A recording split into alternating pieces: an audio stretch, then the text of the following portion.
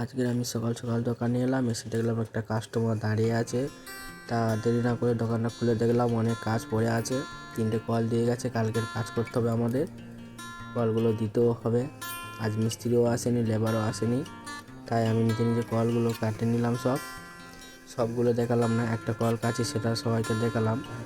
এবার এই কলগুলো কাটার পর কিভাবে আমাদের কল তৈরি করা হয়, কাগজ ভরা হয়, মেশিন চালানো হয়, সবই দেখাবো।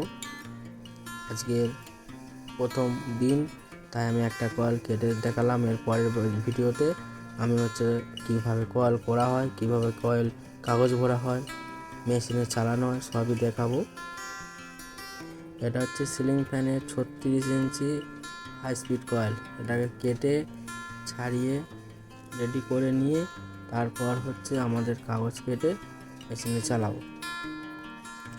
দেরি না করে তাড়াতাড়ি করে কলটা ছাড়িয়ে নিলাম। ছাড়িয়ে নেওয়ার পর কলগুলো সব গুছিয়ে নিয়ে এবার আমি মেশিন চালাবো। কীভাবে কাগজ ভরবো সেটা আপনাদেরকে শেয়ার করব। আমার চ্যানেলে নতুন হয়ে থাকলে একটু সাপোর্ট করবেন।